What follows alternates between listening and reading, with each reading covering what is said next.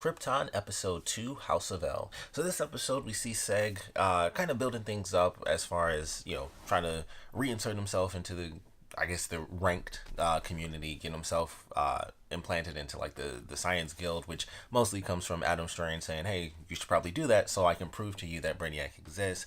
They're able to figure that out by the end of the episode, that Brainiac is actually there. It's more than just, oh, he's on his way, like at some point he'll be here. He's already sent a probe to destroy Krypton. So looking forward to that. The promo makes it seem like he's legitimately there. There's a scene where Seg is actually like being choked, and I was like, is he like legitimate? 3 episodes in, he's already there. So we'll have to wait and see how that plays out. But I thought it was cool. I like the episode. I don't know if it was meant to be like a big deal or whatever. I don't know much about Adam Strange's character, but I like how they made it where he really didn't want to give up, his Tiger's ad. I thought that was kind of funny. But he's working with Seg's buddy, whose name I totally can't remember, but the bartender. So they end up working together. That's how they find the little egg pod deal. So I thought that was kind of cool. Like they were having their own adventure and everything, while Seg was trying to figure out, how do I honor my parents? How do I, he was like, either I'm going to kill this dude or I'm going to honor my parents. I'm going to figure out, he had like 5 different things going on.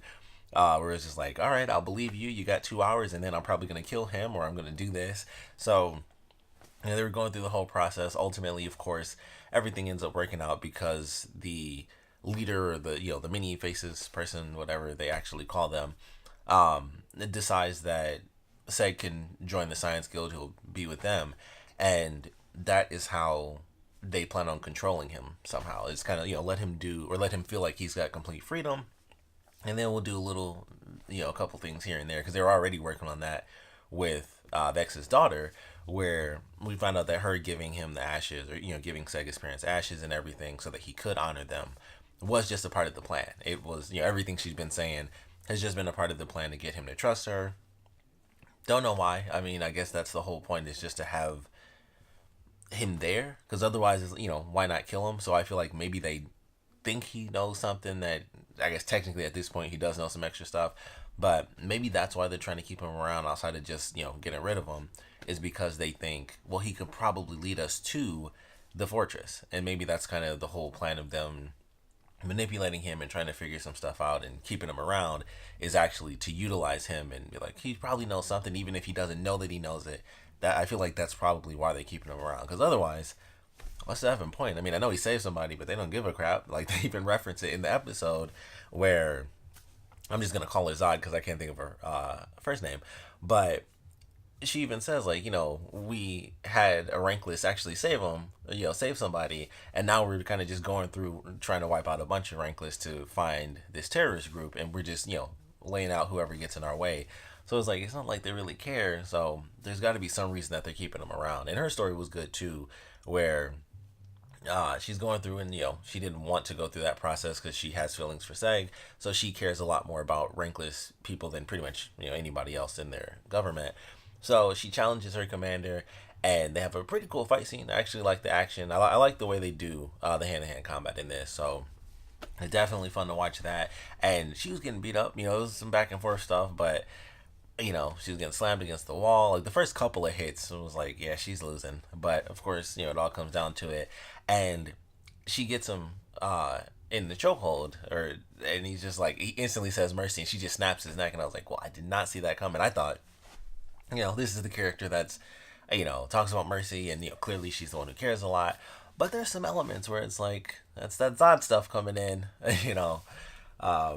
So she snaps his neck, and it was like, oh, he's dead, and now she's taken over, and she's like, we don't ask for mercy, and she walks off. And I love the scene where mom kind of smiles, is like, she snapped his neck, I'm so proud. Like, that's how it looked to me. So I thought that was funny, but definitely excited to see where that goes, because now she's in control of this unit, and it's her, as well as her supposed husband, her intended husband. So I just don't know. They've already, like, they established that in the first episode, the whole love triangle deal. So it's like, somehow, somewhere, that's going to fall apart. We do learn a little bit extra about him and why he doesn't care so much, because he dealt with the actual terrorist attack and his parents being killed, and they show like the scar on his back and everything. So it's like, okay, he has like a very personal attachment to it. It's not just, you grew up like this and that's why you hate him. It's like, he dealt with it. So he's like, nope, they're rankless and they're a terrorist organization.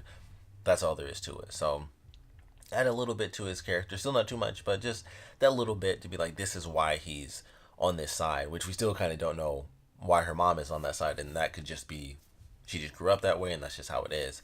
But definitely enjoyed the episode. Looking forward to how far they're gonna push things with the Brainiac stuff because, like I said, it's seemingly he's already there. So I'm curious how that's gonna play out, how long it'll last, what the conflict is supposed to be. Basically, and I think I mentioned this for the premiere. It was like, well, once you start, you start with Brainiac.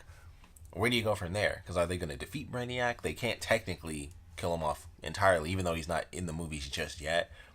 It's Brainiac. At some point, they're going to put Brainiac in the movies because it's Brainiac. That just makes sense. So Brainiac is never like 100% killed and wiped out and destroyed. So I'm curious how they're going to handle this solution, what they're going to be doing to kind of ramp it up with these characters, and how they're in general just how they're going to end up dealing with this in a way that makes sense for this show. Because at this point, it's Superman based, but everyone's basically human. Like, they're on Krypton. They don't have the power of a yellow sun. They have a red sun. So they're all basically just normal humans, kind of just strolling around doing their normal everyday thing. So I'm curious how that's going to play out. Like, what factors are they going to get into that change up how they take down Brainiac? But so far it's looking pretty cool, and they're getting into kind of the hyped up mystery. Of course, we had, which they showed a little clip of this with the premiere episode, but of course, Seg ends up talking with his grandfather, and it's like, oh, it's the hologram and this and that, which every version of anything Superman has to have that at some point. Like, Smallville did it. Obviously, all the Superman movies do it. Like, every single thing with Superman, or even Supergirl, will have that in there where it's like, this is that person that died a long time ago, and now you can talk to their hologram. So it's just like everybody has to have that if it's a Superman thing. So that was kind of funny, just because it's just that one thing. It's just like with Batman. It was like we have to see him as a kid when his parents died at some point in the series, unless it's Gotham, which is like that's how the series starts. But it's like you have to have that as a flashback, at least in one episode, most likely more. Pretty much every movie still does it. Batman v Superman did it for like 18 minutes of slow motion. So it's like you always have to have that. Spider-Man always has to talk about Uncle Ben. And in Superman, not only do they always mention how the planet's destroyed, unless it's not destroyed yet, but they have to have, no matter what generation apparently, you gotta have that hologram of the dead person. So got it, got it going. But I am definitely still looking forward to the show. Decided that I would do a full season review for it, just because it's a new show and it's comic based. So of course, kind of just to be showing my nerdy support for it, and actually enjoy it. I actually think it's a really good show. I'm kind of surprised. I saw some stuff where it was like somebody mentioned it could be like the best Superman series ever, and I was like, Smallville is insanely amazing, and we saw Superman animated series, even though they probably meant live action, but still Smallville. I mean, this first episode ain't gonna throw off Smallville for me.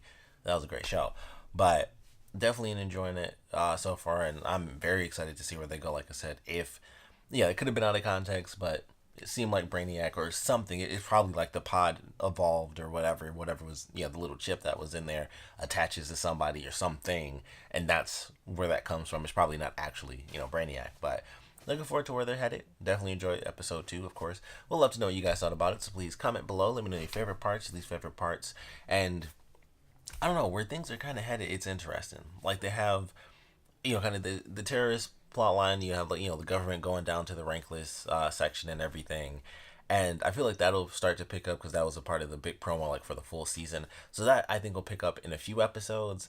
And it's hard to tell exactly how they're going to pace it out. It's going well so far. It's still kind of introductory, but I'm enjoying the pacing so far. But I am really curious how, basically, what's going to come first. Like, I would assume the Brainiac thing is last, because it's Brainiac. You of course save that for the end of the season, but that it's Brainiac and then the government stuff. Those are like really the two storylines. So they're building up to what's real and what's fake, as far as what Adam Strange is saying, and then it's like, all right, well, we know this is real. We know what's going on with the government. So I am curious how they're going to start to pace that out and stretch it for however many episodes we're going to end up having. But mostly for right now, I would love to know how you guys think things will end up playing out, as far as the government versus the people sort of idea for the series. I think that should be entertaining. We don't really have much of a feel for the people themselves, because we only know like Seg and his buddy, so that's really it as far as like rankless people. Everyone else is just there. Like, honestly, the most we got were out of Seg's parents, and then in this episode, the guy who was